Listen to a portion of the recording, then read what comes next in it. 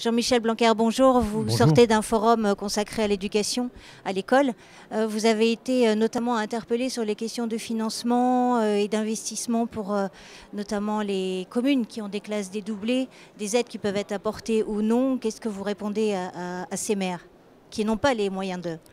D'abord, ce qui est frappant, c'est le climat très positif qu'il y a entre les maires et nous, l'éducation nationale. C'est-à-dire qu'on voit bien qu'il y a un sens partagé sur les réformes. Quand on fait les classes dédoublées, on peut s'interroger après sur les moyens d'accompagner cela, mais tout le monde comprend bien à quoi ça sert. Quand il y a l'instruction obligatoire à 3 ans, il y a des questions qui se posent, mais tout le monde comprend bien la direction, le but, le sens. Et c'est déjà un point fondamental. Et donc cette atmosphère assez consensuelle autour des grands objectifs est quand même la première chose qui m'a frappé. Ensuite, domaine par domaine, on a quand même des réponses à apporter. L'accompagnement, il est parfois jugé insuffisant, mais il existe. Sur l'instruction obligatoire à 3 ans, c'est le remboursement dans l'année N+1 du coût supplémentaire engagé dans l'année N, et en faisant la comparaison entre l'année N et l'année N-1. Pour les écoles privées. Pour ce que paye comme forfait aux écoles maternelles privées, mais aussi aux écoles maternelles publiques, les communes qui auparavant ne le faisaient pas. Parce que là-dessus, vous avez été interpellé par une adjointe à la ville de Brest, vous disant que avant, ils finançaient déjà les écoles privées, mais sur cette partie qu'ils finançaient déjà, eux, ils ne seraient pas aidés financièrement. Donc elle trouvait que c'était injuste et en plus, ils avaient des difficultés à réunir le budget. C'est ça. Et donc elle considérait que c'était insuffisant. Ça ne veut pas dire qu'ils n'auront pas un certain accompagnement sur cela. Donc après, c'est au cas par cas, mais nous allons quand même consacrer 100 millions d'euros à cette question l'an prochain. Donc on n'est pas en train de rien faire sur l'accompagnement des communes sur cette question. Si vous prenez les investissements pour le dédoublement des classes, c'est la même chose. On a dépensé plus de 10 millions d'euros d'appui en investissement aux communes sur ce sujet, qui s'ajoute évidemment à tous les moyens humains que nous mettons sur cette question. Et moi, je rencontre quand même surtout des maires heureux de tous les progrès que ça a permis de faire dans leur commune et de même de l'atmosphère que ça a créé dans les écoles concernées et des premiers effets éducatifs que l'on voit de cette mesure. Un autre sujet d'actualité qui a été peu évoqué parce que ce n'était pas forcément le point ce matin, cet après-midi, c'est sur la réforme de l'éducation prioritaire. Vous avez eu un rapport qui a été récemment rendu. Quel va être le calendrier? Quel type d'action? Où en est la réflexion? Alors, en effet, le rapport dit Azéma Mathieu m'a été remis il y a quelques jours.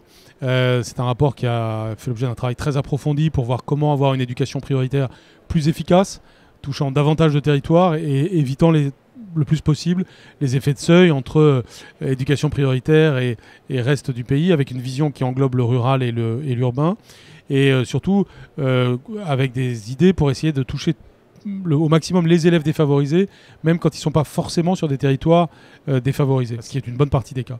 Et donc maintenant s'ouvre une période de concertation, c'est-à-dire que sur la base de ce rapport, je vais écouter toutes les parties prenantes, y compris bien sûr l'association les maires, pour arriver à des conclusions opérationnelles qui vont nous permettre, à la rentrée 2020, puis à la rentrée 2021, d'avoir des évolutions de notre politique de l'éducation prioritaire. Le premier sujet n'est pas le sujet de la géographie de l'éducation prioritaire, il est surtout le sujet de nos méthodes.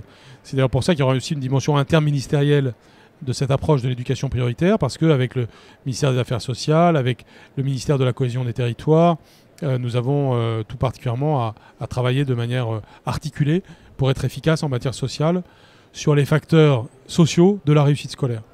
Sachant que ce rapport préconise notamment de concentrer les moyens de l'éducation prioritaire sur les zones aujourd'hui les plus en difficulté, mais aussi d'en consacrer davantage à des communes de province, des bourgs, des petits chefs-lieux, où là, ils disent qu'il faudrait investir vraiment davantage. C'est une option que vous retenez ou... Ce qui est certain, c'est que nous voulons englober la ruralité dans notre vision de l'éducation prioritaire. La ruralité, aujourd'hui, elle est soutenue par le fait qu'on a des meilleurs taux d'encadrement en milieu rural qu'en milieu urbain, mais elle doit être soutenue aussi sur un plan qualitatif, avec toujours plus de projets qui font envie, qui réattirent des familles en milieu rural.